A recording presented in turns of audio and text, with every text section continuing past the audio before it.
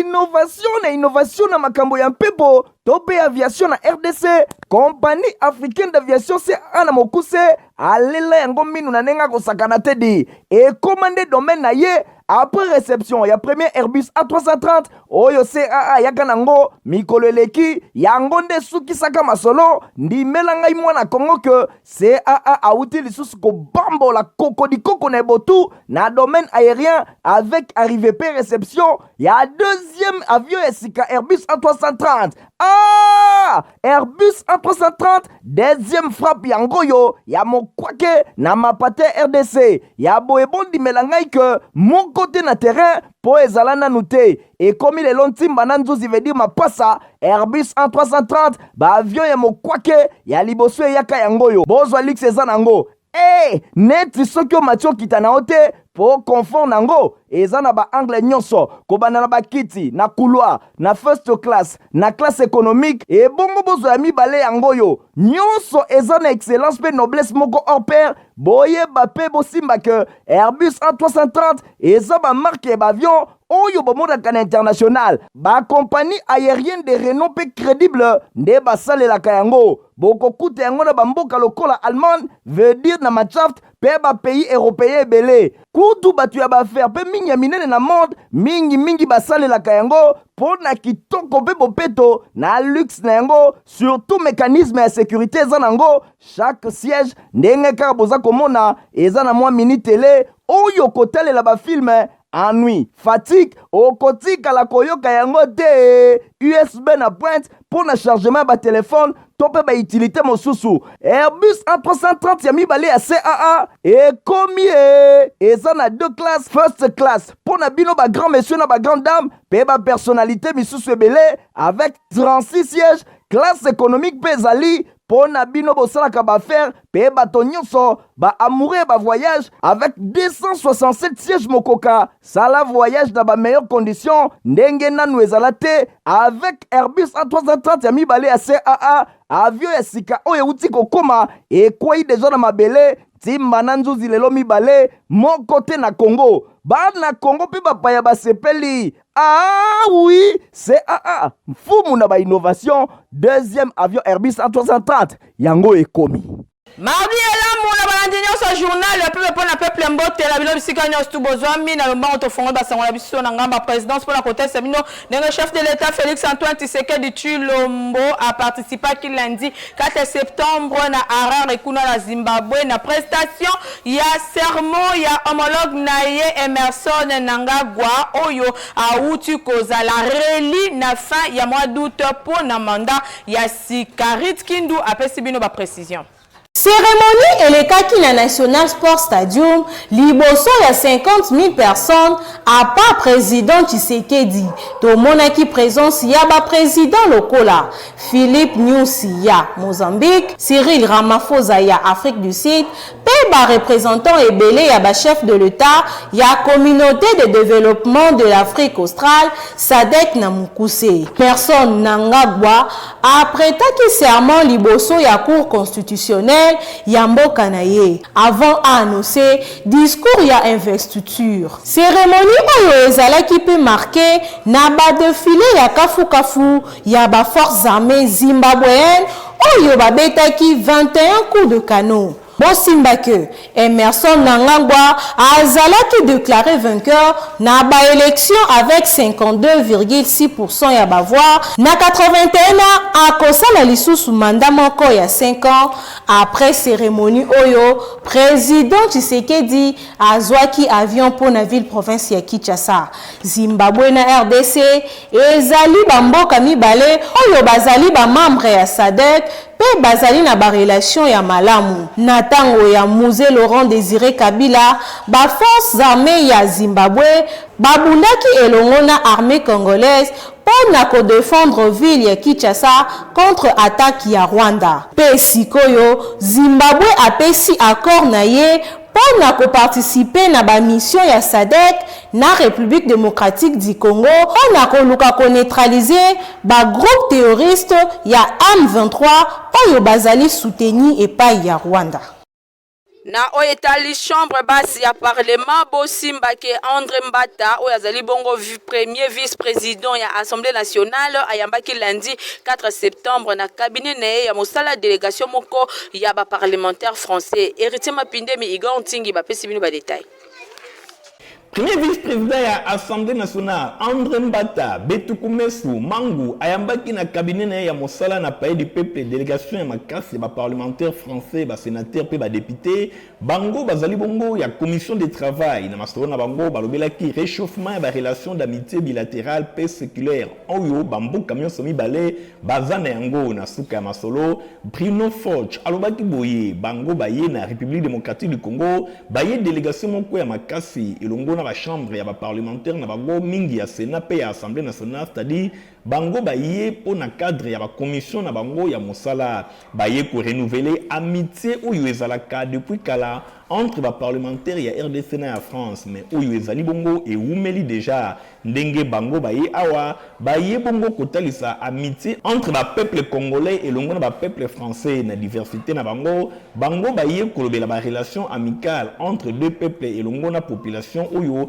abakisi ke amitié oyo bango bazana yango et longo na RDC bamboka nyonso mibale bazali bongo l'espace francophone oyo ezali ko se développer tango nyonso entre mboka mibale esengeli ba trouver ensemble partenariat moko dynamique pour na ko développer d'abord ba relation oyo ezalaka entre l'espace nyonso mibale bango baye bana kozala ndenge nini kotambola malamu délégation ba parlementaire oyo bazali ko espérer d'ici 48 heures baye bana koza 5 grands sujets pour na bango baye bana ko décider ko travailler ensemble pour na ko développer problématique commune na ngambo na ye André Mbata Betukumesu Mangu premier vice-président ya Assemblée nationale ya République démocratique du Congo alobi azana esengo makasi koyamba na cabinet na ye délégation ba parlementaire français oyo baye na RDC boye azali kotalisa ke bango nyonso ezali délégation moko eye na hémicycle collègue na ya France et longo na République démocratique du Congo bazali ko entretenir ba relation moko ya malamu pe bokutani oyo et renforcer le sous engagement pour na kokolisa bondeko oyo ezalaka déjà ndenge André Mbata asukisaki koloba.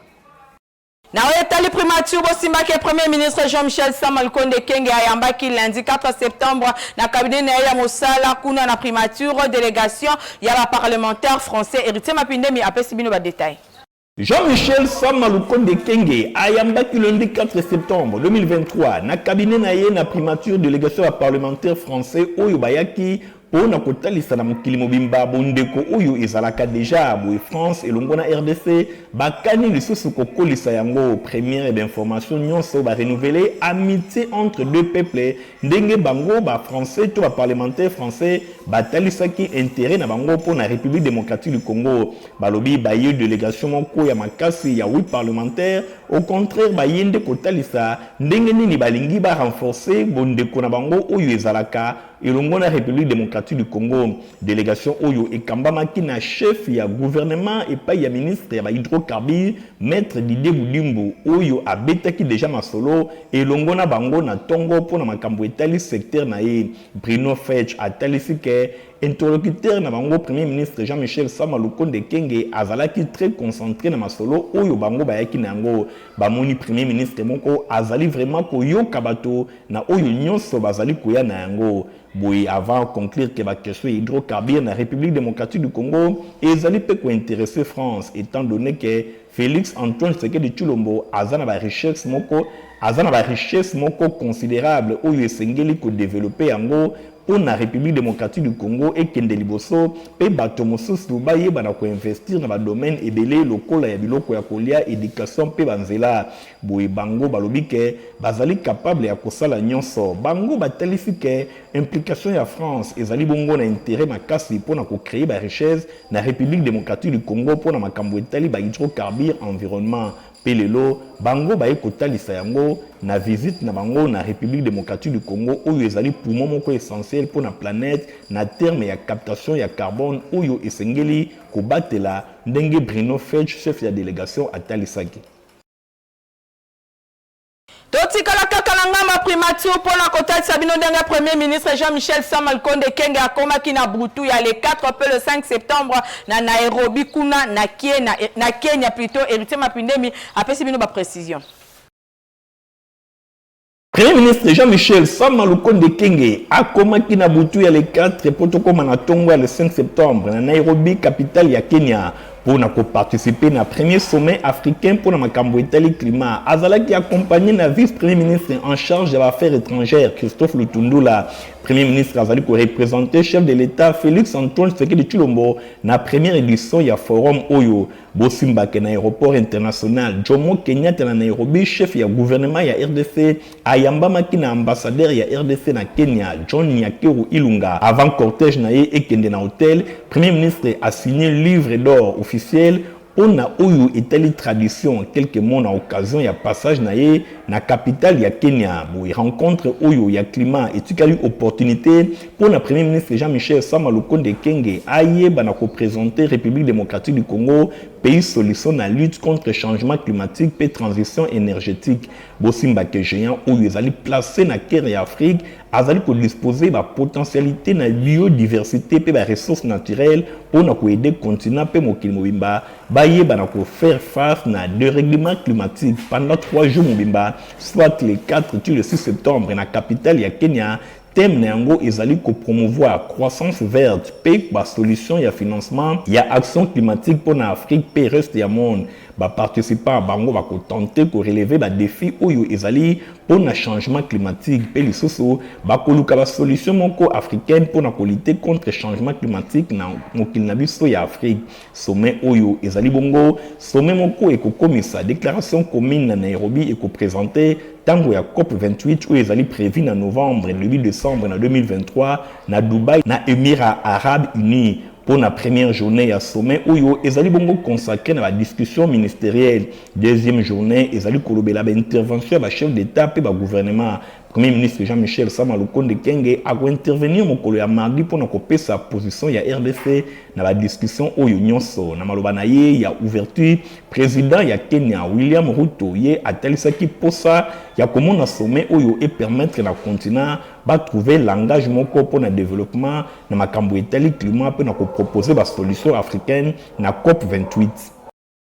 Distinguée première dame ya RDC Denise Nyakero Tshisekedi ayambaki week-end eleki madame Bineta Diop Oyo azali bongo envoyé spécial ya président ya commission ya Union africaine Stéphanas Kande Nathalie Kaila.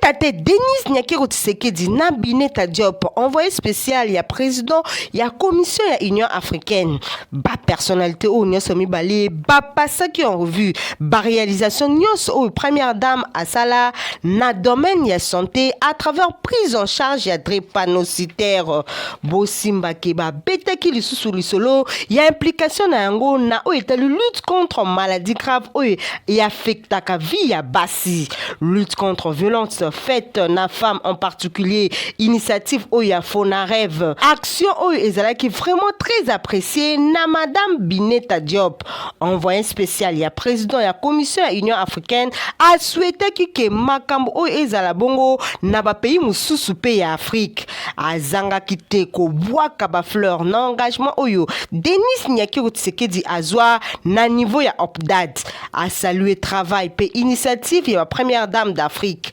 asengi lisusu ke bango ba rendre masolo au possible na ko accompagner mibali na bango surtout na niveau ya Union africaine. Bineta Diop a plaidé pour l'implication ya basi na ba table de négociation pour na o etali paix durable ba femme congolaise et singeli en particulier pe ba ezala ebele na o etali prise ya ba décision a souhaité que première dame Denise Nyakero Tshisekedi azwa initiative ya kokutana na ba parti politique pe président de la République pour na o etali représentation ya ba femme na ba domaine ebele boyeba ke délégation o ya Union africaine et kokendel pe lisusu na Goma. Na masomo mususu simba ke honorable Arthur Tekazola député honoraire ya commune ya Kisenso azalaki na week-end moko très chargé et pas yuapi akitaki pona kosolola na ba base na ye Nathalie Kaila igantingi ba pesi bino ba détail. Nani alobi ke honorable Arthur Tekazola azali lisusu na terrain te pe asundola bana ya kisenso lokuta po bana ya kisenso nyonso ye azali kolala pongi te titango commune ya kisenso ekozala désenclavé ye wana en personne a beti tour na route ya kisenso abandonné na triste sort na yango solution ya nzela oyo ezali koyebana te soki pe babosana yango toyebi te kaka nzela oyo esila je me souviens honorable Arthur Tekazola muta sala poete tozo mwandambu ya nzela wana na législature na ye.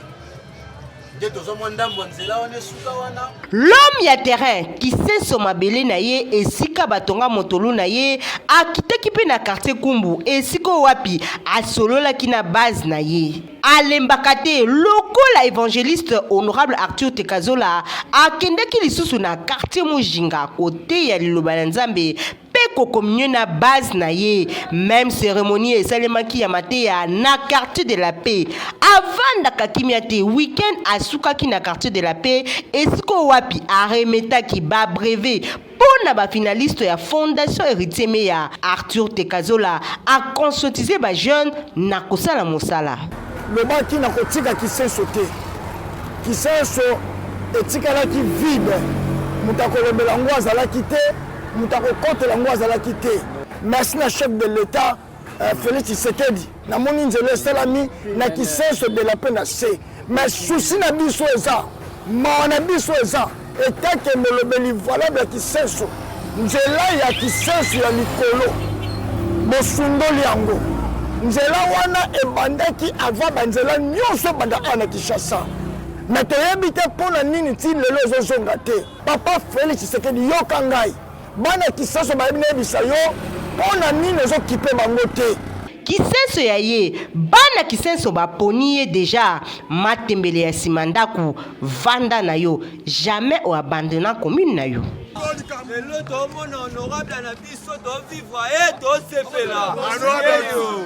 Victor Bossokou asalaki week-end eleki évaluation ya misala ya ba cellule de base nyonso ya Nojeko Tchangu plus précisément na commune ya Njili héritier Mapindemi Edi Imbani Michael Bustoto. Ah oui, ndenge kaka alobaki ngonga ya ko perdre ezate, c'est-à-dire pas de temps mort pour na machine d'attraction et de mobilisation. Victor Bossokou et kaka l'homme du terrain asala qui tournait pour na ko redynamiser pe ko organiser ba structure nyonso oyo ye akambaka mingi penza na Tchangu et pa wapi to monaki les amis de Victor Bossokou bazalaki 21 fédéraux pe 6 représentants ya comité Lisungi Kimbateke 1 bazala qui représenté na 11 cellules pe batindaki 21 personnes Kimbateke 2 20 cellules représentées na 40 personnes Kimbateke 3 7 cellules pour na 14 représentants au total tomonaki 36 cellules oyo bazala qui représenté na 117 personnes pour na structure état de droit bazala qui 97 cellules tomonaki des fédéraux 10 communaux pe 12 mamans ya Jérusalem 10 représentants ya comité ya ba médecins donc 34 personnes 194 représentants ya ba cellule 34 comités pour na total il y a 228 personnes tournée ya identification oyo ya ba cellule de base ezali mosala makasi oyo l'homme du Saint-Esprit le leader des jeunes l'infatigable Victor Bossokou oyo azali bongo secrétaire national en charge ya mobilisation recrutement pe implantation ya Nojeko oyo azali kosala ezali penza pona kolengela ba élection ezali kolakisa ndenge nini azali kolengela ba élection oyo ezali koya na micro ya info lingala Victor Bossokou et kaka alobi pona bango candidat na présidentielle ezali bongo Fachi Beton to sali évaluation parce que toyeba eloko nini to salaki après ko sangana na biso neto tamboli après identification et parce que totala eloko nini etikali o to zali ko kende ko tebisa bango objectif na biso pe zali nini ko kala mingi te to za ko beta stade municipal o ezali bongo na kati ya Masina et puis to ko kende directement na préparatif ya maponami oyo eza koya. Osimbake Victor Bosoku apesi rendez-vous mikolo ezali koya na stade municipal ya Masina pona mobangela meeting pe démonstration de force et koyinda mabe. Maître Christian Tilenge a sololaki na ba différentes bases na ye ya monga fula bolanda ba détail nango elongo na Fabrice Lundombi pe héritier Mapindeme. L'homme ya terrain molobeli oyo atondisami na souci ya quartier na ye pe tango nyonso amesana kobundela bango pona problème ya nzela kuna na Kimwenza bosimba ke même na 7 km Kimbondo talatina babingi lisusu kuna na champ de tir pe na Kimwenza mission natina toujours ya ko mobiliser ba base. Les amis de Christian Chilenge, l'homme ya akak mutu ya train oyo atombola mutu pona kobundela bana komini ya Mongafula lelo bazali kobenga ye Josué 156 ye apesa ki bongo weekend eleki ba stratégie nini oyo azana yango soki aleki po alobela bango na niveau ya Assemblée nationale pona likambo etali développement et bana kokota na ba quartier oyo tangeli bino na komini ya Mongafula nyonso eleki kitoko toujours na volonté ya Nzambe bosimba ke maître Christian Chilenge azali kozela soutien ya bana nyonso ya komini ya Mongafula po ye abeta tolo ayeba na kolobela bango kuna na champ de tir pe na Kimwenza mission atalisaki vision na ya développement base nyonso bayokaki ye basepelaki balobi mutu ya train Josué 156 azali vraiment na bongo moko ekemba baide na ye ekomema développement na komini ya Mongafula yango nde ezali kopesa population esengo mutu ya train l'homme oyo azali ko incarner idéologie ya mentor na ye autorité morale mwasi ya mayele ya parti politique na bango honorable Tabu Makusi oyo andima idéologie ya développement ya République démocratique du Congo selon vision ya chef de l'État Félix Antoine Tshisekedi Tshilombo ensemble bango nyonso bazali kokana kopesa ye deuxième mandat bosimbake awa ba mama nyonso ya génération jeunesse kuna na komini ya Mongafula balobike bango nyonso bazali kopesa moka koswa epai ya mwana mboka maître Christian Chilenge oyo balalaka na ye balamukaka na ye yende azana vision na bango pona développement ya komini ya Mongafula yango bango nyonso bazali kobeta tolo balobi bango nyonso na Mongafula sima ya maître Christian Chilenge mokili mobimba Mongafula nyonso balobi na ye kendese liboso maître Christian mokakoswa Nzambe apambola yo na misala ozali kosala. Rentrée scolaire ezalaki effective lundi 4 septembre na Institut technique de météorologique Itemat na Mokuse Stéphanas Kande héritier Mapindeme. Date le 4 septembre 2023 pour une rentrée scolaire et Zalaki respecté à un institut technique de météorologie, aviation et télécommunication Itemat Ndolo na Mokuse kaka ndenge bokoki komwa na ba image ba nouveaux élèves na ba anciens ba kota ki bango nyonso balata kitoko na respect ya bleu blanc présentation et salemaki ko banda directeur des études conseiller pédagogique intendante ba enseignant pe misusu maloba na mbala moko et pesamaki et pa ya patron ya Itemat préfet Louis Kabangu oyo liboso ya ba parents pe ya ba élèves atangelaki bango ba règlement ya école alobelaki bango devise ya Itemat oyo ezali discipline travail pe excellence apesaki pe thème ya année scolaire 2023-2024 oyo ezali bongo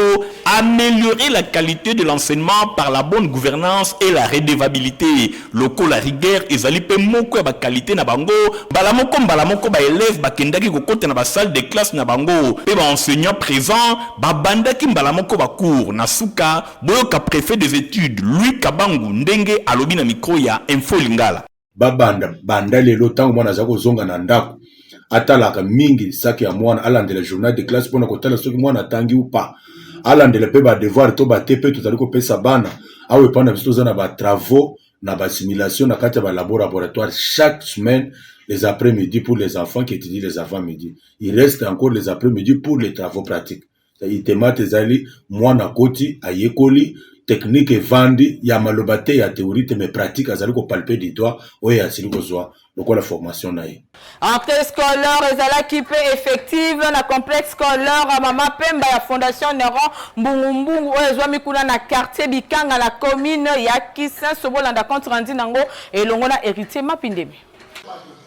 Ndenge kaka ezalaki prévu le 4 septembre, rentrée scolaire ezalaki effective, n'étendue mobimba ya République démocratique du Congo, na complexe scolaire Mama Pemba, école ya Fondation Nerombungu, kunape, ba élèves ba répondaki présent, plus de 300 élèves mobimba, ba yaki bango nyonso na quartier Bikanga na commune ya Kisenso, et pa iwapi complexe scolaire Mama Pemba, ezali bongo na siège na yango, ambiance ezalaki kitoko, ndenge kaka bino moko bozali komona, ba élèves balati kitoko, blé blanc pe bazalaki vraiment discipliné ba enseignant nyonso ya complexe scolaire Mama Pemba bazalaki au rendez-vous moko na moko liboso ya salle de classe na ye elongo na ba professeur pona koyamba ba élèves ya primaire pe secondaire bango nyonso ba répondaki wana ezali kotalisa discipline pe enseignement ya qualité oyo ezali kopesa makuna na complexe scolaire Nerombungu na bokambemi ya ye moko initiateur na yango honorable Nerombungu Fumabanga Moyo oyo alingi enseignement ya qualité et pesa melabana ya Kisenso pe ya ville ya Kinshasa mobimba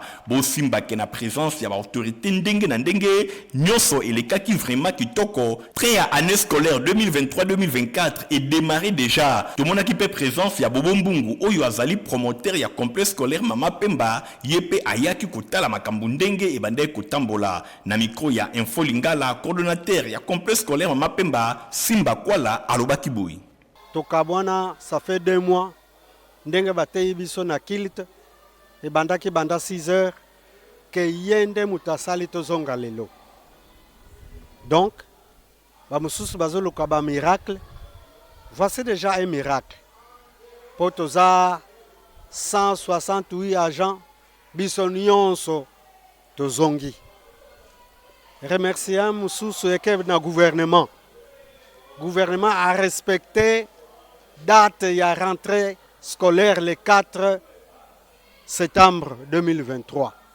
Pona bambula mususu to bando mona au lieu tozonga na date à prévoir ba pusi mikolo. Remerciement ya misato ezokende pa mukonzi. Son excellence Nerombungu. Oyo aspesi biso makoki nyonso pona kozonga na biso ya lelo. Biso nyonso tozana uniforme bakaye asombi ba document nyonso oyo ba maître basengeli ko salela na ba ouvrier basengeli ko salela pona ba toilette nyonso apesi biso yango bisika bana bakotanga pe bakozwa formation ya qualité ezali complexe scolaire Mama Pemba ya Fondation Nerombungu na quartier Bikanga na commune ya Kisenso kuna rigueur ya enseignement ezali pona ko former ba élite ya République démocratique du Congo. Diaminge za potopoto ya qualité équipé acheté aux alamokolo bino nyonso bosengeli komela yango Stéphanas Kande Nathalie Kela Kapenda. Diami potopoto kitoko pe elengi esalami na bana mboka.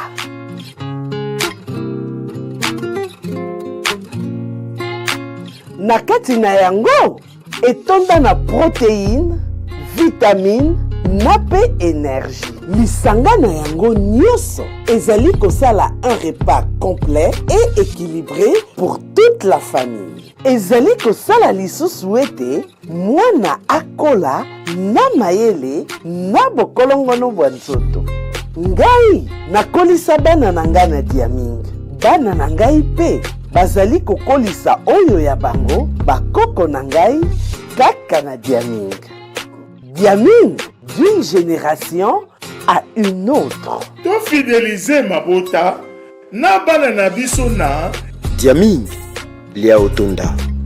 d'une génération à une autre.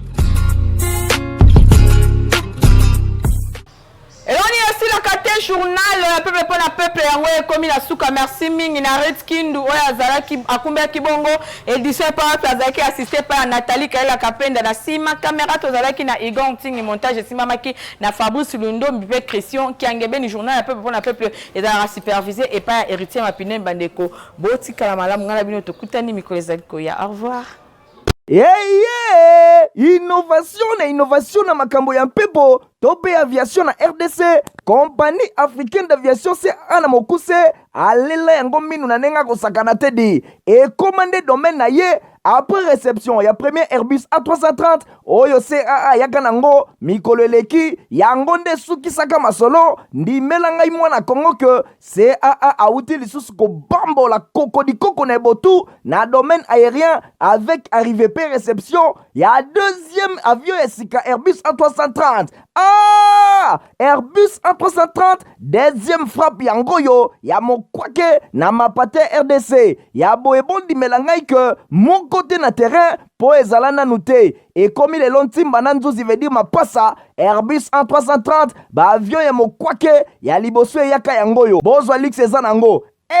net soki o matio kitana ote po confort nango eza na ba angle nyonso kobana na bakiti na couloir na first class na classe économique et bongo bozo ya mibale yango yo nyonso eza na excellence pe noblesse moko hors pair boye bape bosimba que Airbus A330 eza ba marque ba avion oyo bomodaka na international ba compagnie aérienne de renom pe crédible nde basalelaka yango bokokuta yango na bamboka lokola Allemagne veut dire na Machaft pe ba pays européen ebele kutu batu ya baaffaire pe mingi ya minene na monde mingi basalelaka yango po na kitoko pe bopeto na luxe na yango surtout mécanisme ya sécurité eza nango chaque siège ndenge kaka boza komona eza na mwa mini télé oyo kotalela bafilme ennui, fatigue, okotika la koyoka yango te USB na pointe pour le chargement ba téléphone tope ba utilité mosusu Airbus A330 ya mibale ya CAA et combien eza na deux classes first class pour na bino ba grand monsieur na ba grande dame pe ba personnalité misusu ebele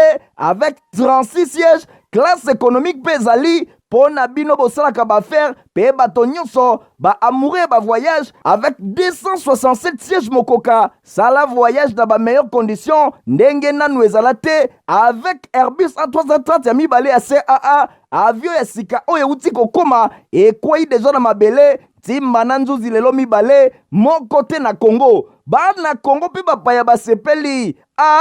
oui CAA mfumu na ba innovation deuxième avion Airbus A330 yango ekomi